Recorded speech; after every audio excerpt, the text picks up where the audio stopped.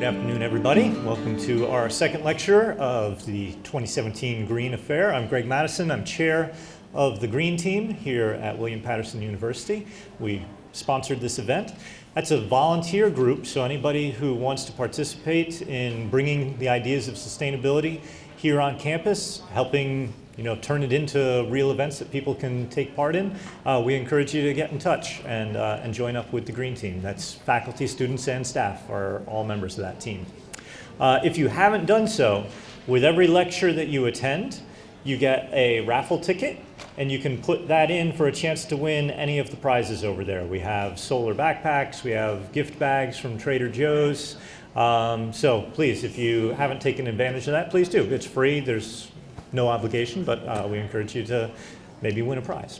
And I also want to thank Whole Foods for sponsoring the Green Affair this year. This is their second year sponsoring this, and their generosity has really allowed us to kind of scale this up and accomplish some really cool things with the fair. And thank you all for coming. Our second speaker today is Victor Alfieri. He lives here in Wayne. Victor is one of our veteran presenters here. This is the third time we're having him back because I think you'll find everything he has to talk about pretty interesting, and it's certainly very applicable to the local environment that we have here. Victor, I'm sure, will tell you a little bit more about himself, but he's bringing the ideas of an agrarian life, of agriculture, and of raising your own food here to the suburban environment. And so it's a pretty cool thing. And without further ado, Mr. Victor Alfieri. Thank you. Okay, thank you for coming. Okay, my name is Victor Alfieri. I'm an urban homesteader. I'm a quarter mile from here. I've been in town for now 12 years. And this whole thing started with one little garden in my yard. And it all started because it was all about seeing what was out there and what was available to us. And I said, let me try this garden. Let's see what we can grow. And it all started. So an urban homestead is a household that produces a significant part of their food on the residents, consumed by the residents. Okay, so in one form or another, people around the world are starting to practice this lifestyle. And the reasons why I got started is because you go down that rabbit hole and you start to realize the truth. And the truth and the reality is that we have no idea what is in our food. We don't know how it's grown. We don't know where it comes from. And the problem is big agriculture, right? Big agriculture has kind of taken over our food system in the sense where it's not about food anymore. It's about money, right? How much can we produce? A little bit of manpower, chemicals, all these things. It's about producing and getting food out. The quality has diminished greatly. And this all comes from something called monoculture. Monoculture is an agricultural practice which you grow a single crop or livestock on the same spot over and over and over again, right? For a long, extended period of time. And this cannot be done without dangerous chemicals, herbicides and pesticides. And, of course, it's about health and sustainability, right? And this is what got me started and reading about all this and getting myself educated. Pesticide agents were initially developed as nerve gas by the Third Reich and the Nazis during chemical warfare in World War II. And what they realized is that, wow, we could dump all these chemicals down and it kills people. And then later on, big agriculture said, hold it a second, we could scale that down. Let's scale it down so we could kill the little insects on our plants and on our trees. And, studies are starting to show that people and children that are, and a study done by pediatrics research found that children and young adults that are exposed to this are more likely, 93% more likely to have ADHD, which is really a problem with young children, things like that. Countless studies have shown that pesticides cause cancer, right? And it affects the nervous system. And I say, duh, hello, because it's doing exactly what it's supposed to do. A lot of people don't realize this, but when you spray a bug spray, like Roundup, which is extremely dangerous, but you can go buy it at Home Depot. In fact, on the label of Roundup, it actually, if you read it, it says that pregnant women should not even walk by a bottle of Roundup. That's how dangerous it is, but yet parents spray it all over their yards, killing their weeds, and it's very effective. In fact, it lasts up to a year. Of course it does. It's doing its job. And every human body is different, and it's affected us different, right? And people don't realize that when you spray a bug spray, it doesn't give the bug a heart attack.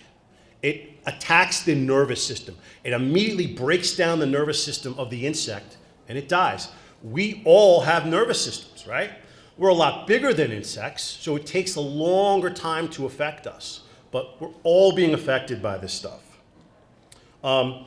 December last year, finally, the FDA admitted that over 70% of U.S. chickens contain cancer-causing arsenic, right? You say, why would they use arsenic? They use it in the feeds because they do this on purpose. It's giving store-bought chickens the illusion of a healthy coloring and plump appearance. They discovered that it worked, so they continue to use it.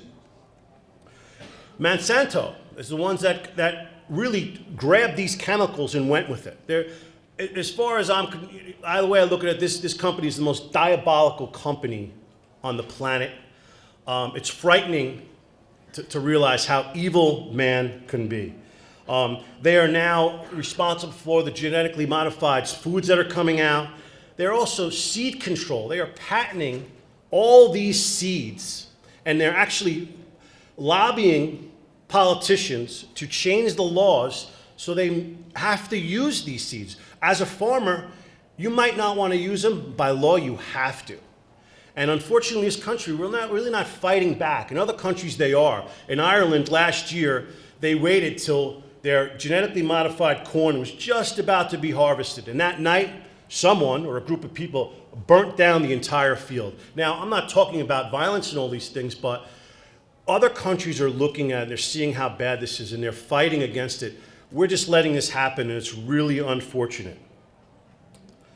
Now, I'm not a Bernie, this is not about politics, but this is just an example of the control that they have over. You know, this is a quote from him, and he says, "I'll never forget this. I was invited by CBS to talk, small company, appear on television to talk about why I oppose the bovine growth hormones or genetically modified foods. And CBS then called up and said, well, Monsanto is threatening a lawsuit. We can't go on. This is very powerful.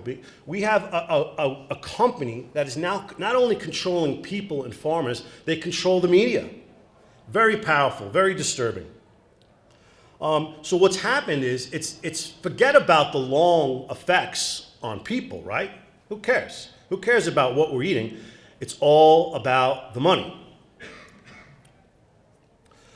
And once again, this is not about politics, but this is extremely important to realize this. In this town, local municipalities are also fighting against health and sustainability. I was a victim of that. I had 3 chicken hens in my backyard, and I was harassed for 3 years over 3 chicken hens in this town. Ultimately, I defended myself in court, and I ended up winning, and because logic prevailed. But this is what they do. They're fighting against it, and it's very disturbing. And with this, we live in a town. We have a town that we have a lake in town. It's called Pompton Lake. Some of you may or may not be aware of this. It's one of the most contaminated lakes in the entire country. Erin Brockovich, I'm sure you've seen the movie, but that's a real person. She's now an attorney. She was invited out here to review all the documents containing this lake. She has said, and now this is a woman that has seen cases all over the country. She said Pompton Lake is one of the worst situations she has ever seen.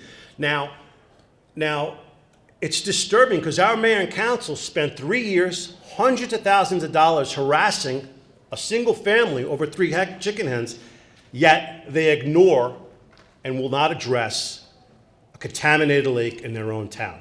It's extremely disturbing. You know, but it's all about ratables. It's not about people. The ratables is your taxes you pay on your home. Now, there's homes on this lake. They have lakefront property. They're paying lakefront taxes. They can't even put their toe in the water, but they're paying these amount of taxes. And our, of course, local municipality does not address it because they're going to lose money. It's very unfortunate. Wayne has an environmental commission. Now, some might disagree with this, but this commission, the topics are politically controlled, and they are. If you go to a meeting, and I went to meetings for 3 years straight, and what they talk about is fracking in Pennsylvania, and things have nothing to do with Wayne. You know, we have issues here, but everyone who's appointed to the Environmental Commission is appointed by the mayor. Now, nothing against the mayor, and like I said, it's not about politics. What I'm trying to explain to you is that this isn't somewhere else. This is happening right in front of our eyes, in the town that you're in now. So with all that, when did this start to happen? Why has our food system been attacked? Remember, after World War II, it was the victory gardens, right? Maybe your grandparents and parents talk about how the government wanted people to have victory gardens, wanted people to have grow gardens because everyone was coming back from the war. They wanted to boost up the economy and things like that. They had people raising chickens in their backyards. But what happened is big agriculture came in and said, hold it a second. How are we going to make any money if everybody has a roadside stand? We're not going to make any money. So they started lobbying all the politicians, and they started changing all the laws to prohibit people from having roadside stands. Back in the day, if you had extra tomatoes or extra eggs, you put them on a roadside stand. And people were able to enjoy that locally, right? So all this is going on. So you have to think about this. The nutrition. How much is left in our food, right? The USDA said, on the average, supermarkets' produce travels 1,500 miles from farm to plate. The USDA says that 8 days after produce is harvested, it loses over 50% of the nutrients. You know, that's very big because this is what our body craves for. You know, we have an obesity problem in this country. And I personally believe it's because we're always, our body always craves proteins. So we're always looking for that. And I'll get to that in a second. But so now, supermarket veggies are harvested green, right? If you harvested them ripe from Latin America, by the time they got here, they would be rotten. So they harvest them before they're ripe. And that crucial last week and a half is when that packs a lot of nutrients in the vegetables. And if you notice, you can go to a supermarket now and you see a big, beautiful tomato, a big, beautiful cucumber, and you slice it up, and they really taste the same. Try it and you'll realize. And they taste the same because they never got a chance to reach and be fully developed. And what they do with these green vegetables is they put them on flatbeds and they bring them into these huge warehouses. And they pump these warehouses with something called ethylene gas. Now, ethylene gas is natural, but what it does is it brings out the pigmentation in the vegetable. So when you go to a supermarket and you see this big, beautiful tomato, it looks fantastic. The only problem is it wasn't ripened properly. It did not have the time to pack all those wonderful nutrients that our body is always craving. Once getting back to the obesity thing, our brains, most people think that you get hungry and the hunger starts in your stomach. It doesn't. It actually, your blood throws through your frontal lobe in your forehead, and it always does analysis on the blood and the proteins on the blood. When it's lacking those proteins, it sends hunger pains to your stomach, and that's what makes us hungry. And that's why everywhere you go, there's chocolate. You could go to Home Depot, there's chocolate. Anywhere you go, there's always chocolate because we're always craving something.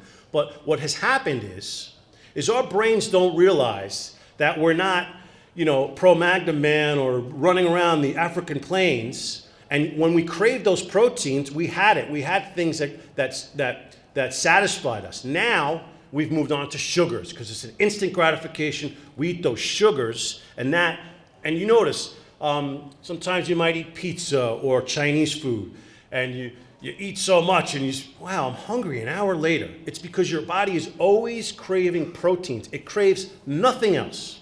Always is craving proteins. 20% of kindergartners are now obese or overweight. Shockingly, that figure rises to 40% in all elementary schools. The USDA considers eggs fresh in supermarkets up to 45 days old. So you walk into a supermarket, it says farm fresh eggs. Nobody knows how old they are. They could be up to 45 days old. They could still be stamped farm fresh. There's also a 7-day packing window. So you really never know how old the eggs are. Eggs are porous. They take on everything around them. So as time goes on, that egg and the nutrients and the quality of that egg diminishes over time. Also, when you buy a dozen eggs, you're not going to cook all of them up, so they're sitting in the fridge for quite a long time. What's happening now with these farm chickens that are packed into these confined areas, right? You got to picture this room. If we had a couple of hundred people in this room for a long period of time, we would need additives, right? We would get no sun, right? So we would need to take supplements. We wouldn't be moving much, so we would need exercise. We would also need antibiotics, and a lot of it, because if one of us got sick, we would all get sick. So what's happening in these factory farms of chicken eggs is they're pumping these chickens with antibiotics. They're in a constant drip of antibiotics, and so are we. 70% of the antibiotics are used on livestock, but 48% of the natural streams are tainted with antibiotics. We are in a constant drip of antibiotics, which is one of the problems why antibiotics are not working anymore, right? We can't even fight off the common cold. Here's an example of 1950 to 2008, and this is all about growth hormones, right? Let's get something quicker, faster. Let's forget about the health of anything. Let's get it really plump, and let's get it really, really looking good. Forget about the health of the people that are eating it. So of course, I'm here to educate and talk about this thing, but it's actually remarkable. A lot of studies have been done. And what they did, Mother Earth News did this about 10 years ago, but it's done repeated over and over again just to prove it. Once you remove that chicken from that confined area, right, and you actually allow the chicken to act like a chicken, walk around, peck around, live a natural life, and not confinement, you eliminate all these things, growth hormones, antibiotics. Look what happens. Immediately, the egg gets healthier. One third less cholesterol, one less saturated fat, 2/3 more vitamin A, 2 times more omega fatty acids, which are so good for you, brain development, all those things. 7 times more vitamin E, 7 times more beta carotene, which is excellent for your body. So it's proven that once you eliminate this, it's remarkable what happens. The quality goes up. You eat a better egg, we're healthier. And think about a pregnant woman. A pregnant woman is under a tremendous amount of stress, and she's taking over-the-counter drugs, and she's not getting the exercise she needs. Her baby that she's forming will suffer. And that's exactly what happens with eggs. That is why I fought so hard to raise 3 chicken hens. I almost gave up, but I didn't. So, it's about education. We have to start understanding and knowing where our food comes from. Surveyed 2,000 adults throughout the colleges. This was done a number of times, but this was also done by, I believe, Mother Earth News. But 16 to 20-year-olds, 36% did not know bacon came from pigs. 59% did not know butter came from dairy cows. Now, potatoes. And I put this up because I want you to think about it. And don't answer it, but do you know how potatoes grow? Where do they come from? They grow, right? Do any of you know? A lot of people don't. Only 31% knew potatoes grew underground. 3 out of 10 people. Think about that. Think about it, maybe you didn't know that. Only 67% were able to link eggs to chickens. 7 out of 10. Wouldn't you think 9 out of 10 or 10 out of 10 people would know eggs came from chickens? Only 70%. 3 in 10 adults born after 1990 have visited a farm. Right? A number of you might not have ever been to a farm. So this is happening, and we're really paying the price. The average age of a farmer in the U.S. is now 56 years old. It's skipping a generation. And some of you might think, career-wise, what am I going to do? And it's actually fascinating. Right now, the value in New York City, and you could read this, and it was in the Journal a couple of days ago, the value of homes and apartments are diminishing greatly in these big cities. Farmland is shooting up. And it's shooting up because we're at a breaking point right now. We need quality food. And if you notice, I know Whole Foods is sponsoring this. Whole Foods is not doing as well as they did years ago. It's not because of what they're doing. It's because a lot of supermarkets are now offering organic. Years ago, you really couldn't get it. They were kind of the only guy on the block that had it. Now, wherever you go, you see large bins of organic food. So there's a lot of competition.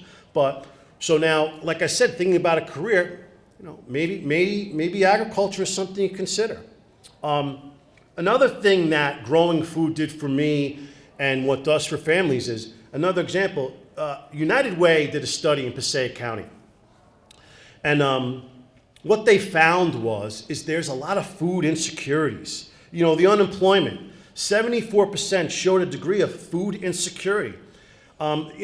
And we talk about the unemployment rate. I think it's like 5.6% now, which is a complete lie and a fabrication.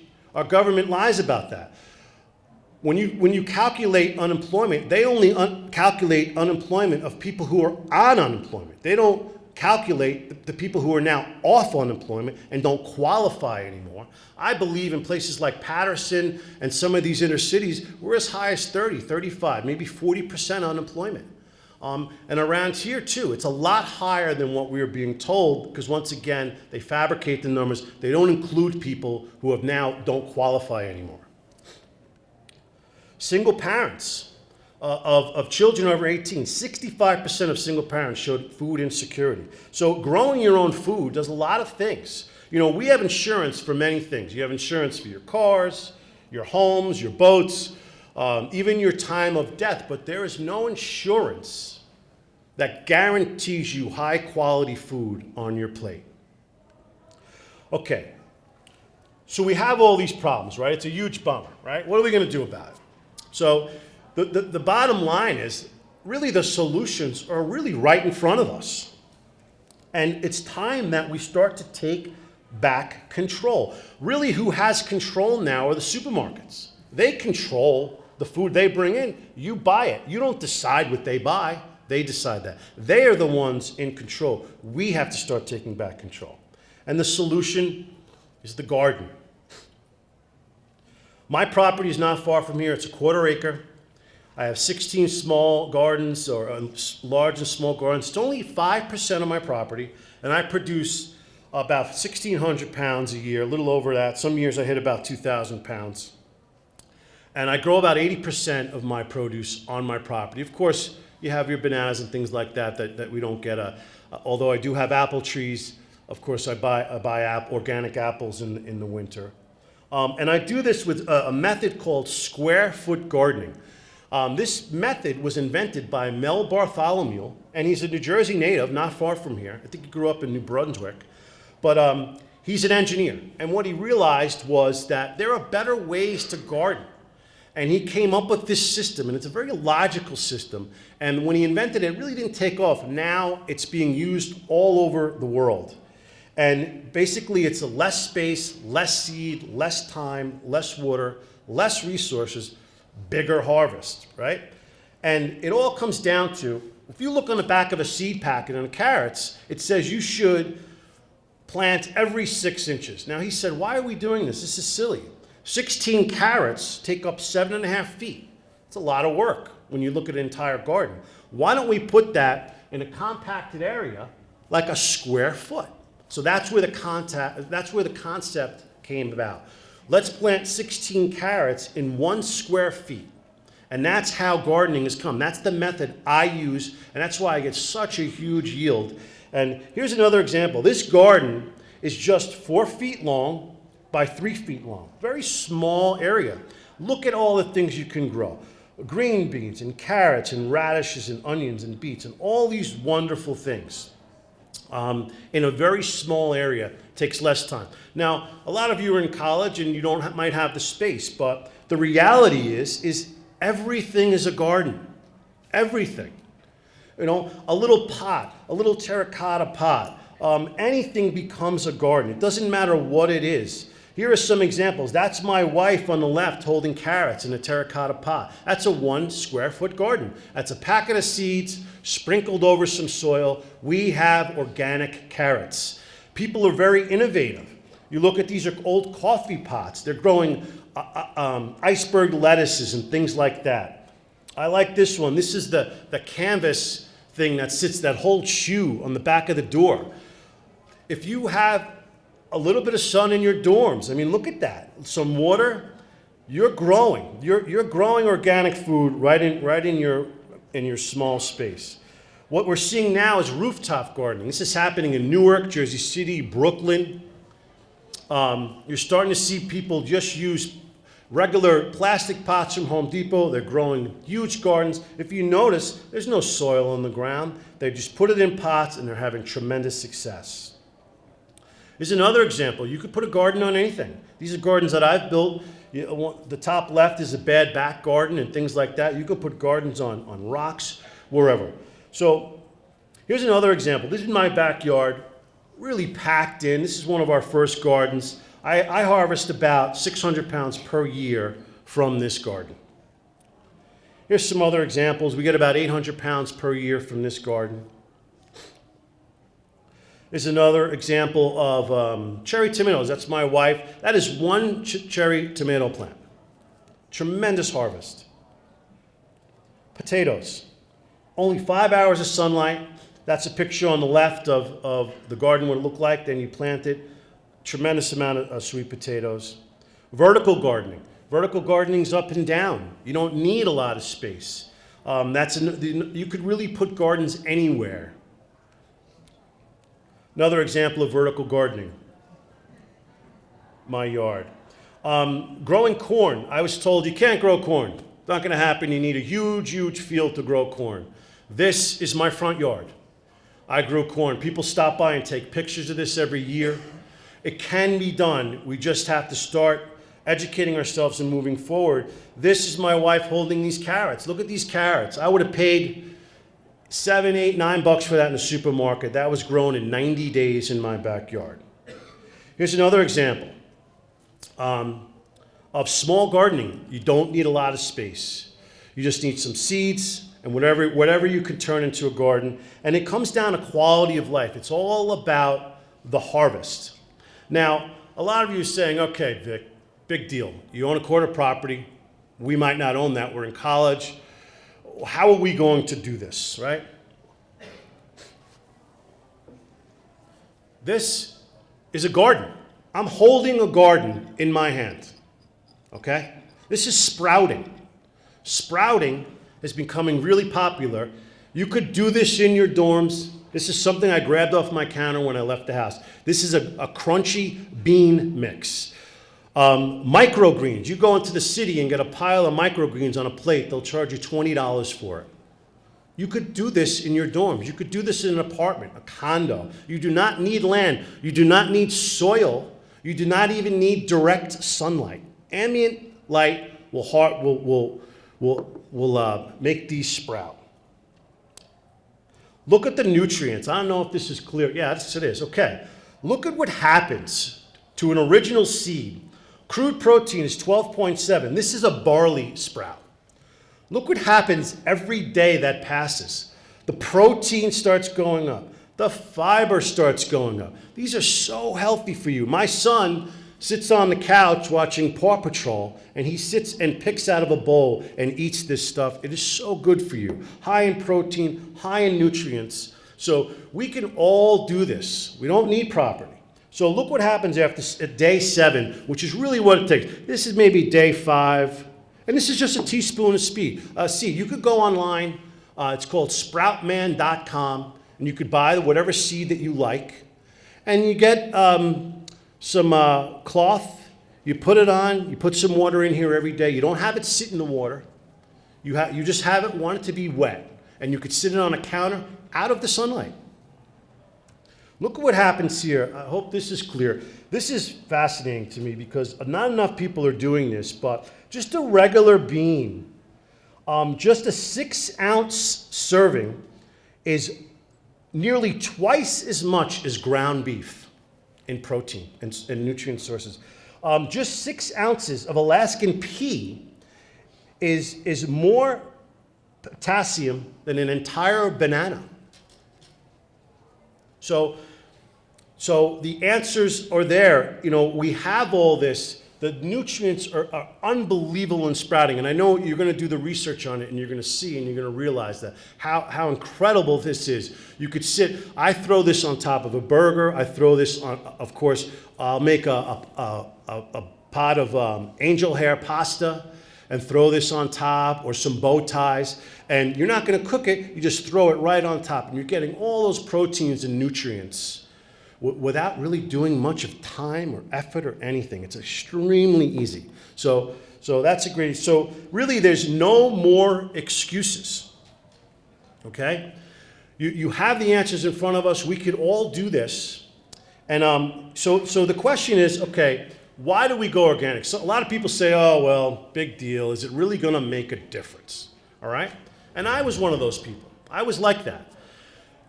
It's been proven it does. The Journal of Environmental Research concluded a study that eating an organic diet for just 1 week reduces the pesticide level in your body by 90%. And a lot of people say, oh, well, it's very expensive to buy organic. It is. But here's your solution. So there was a woman by a doctor, Lisa Oates, actually in Australia, and she started the study. Her goal was to prove that study wrong.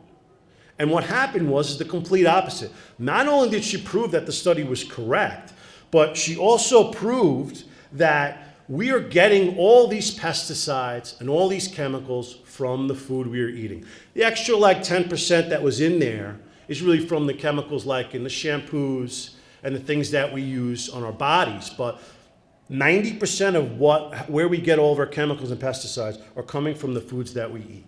And it does work. It's been proving time and time again that just by changing to organic, we could start cleaning our bodies. So the answers are really right in front of us. We don't have to look far. Gardening and this stuff is inherently in all of us, right? I'm sure you have stories about your grandparents that all had gardens. I hear stories about people who had chickens in their backyard. So we're not really far removed from this stuff. It's all inherently in all of us. We just have to kind of go back to that. So, the funny thing happens when you start to practice this lifestyle. I used to weigh about 265 pounds. I would sit on the couch and my wife would be like, I hear you breathing, because I just was unhealthy. And that's when I started to get chickens and I started to grow my own vegetables. And I'm not a guy who exercises. Over the years, it just slowly came off. And now I'm about 210. And I definitely feel healthier, a lot more energy. And it's because of the foods. We are what we eat, right? So when you start to practice this lifestyle, your health improves dramatically, and also so does the planet. You start to do your part. Think about this. We have a food issue, right, in this country. We have starvation in this country. If everyone had a little garden, we would have tomatoes rolling in the streets. There would be so much abundance, right? If each person just had a little garden, we would have that. So every little bit helps. And so thank you very much for having me.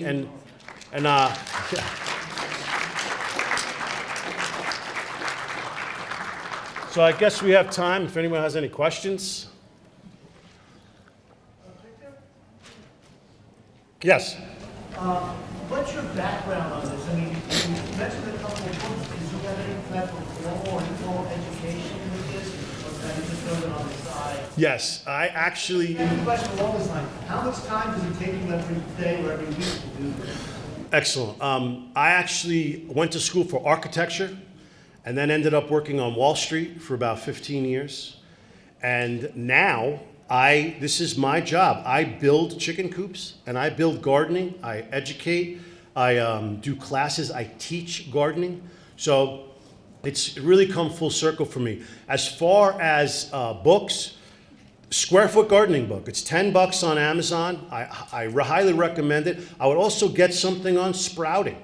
It's just so good. It's something I started about 1.5 years ago, and it's just so healthy for you. As far as time, it depends. If you're working in your yard, I say about 1 hour a day. But when you're doing stuff like this is quicker than making a cup of coffee. So it really depends on the type of gardening you're doing. But what takes a lot of time is the research, and that's what's important. And I think that's why people don't do it. It takes a lot of time to get into that and start learning about it. Yes? For the sprouts, you just put some beans in the jar, then put a wet cloth on it, and then close it, that's it? Yep, this is cheesecloth. You take the jar, you put a teaspoon or tablespoon of seed in, make sure you water it, pour the water out. It might come out, but you want to just hang this over something so the water drains out. You don't want the seeds sitting in water because they'll drown and they won't sprout. So you just want them to have the wet. That little wet and moisture will make them sprout. And you could eat them at any point during those 7 days, but mostly it's about 5 or 6 days when you could start eating. Do you have to re-wet them? Yes, every day. Every time you wake up in the morning, you re-wet the sprouts. You could do it twice a day. It doesn't matter. You could do it a few times a day. You just have to be moist for them to sprout. Anything else? All right, guys. Thank you very much for having me. Appreciate it.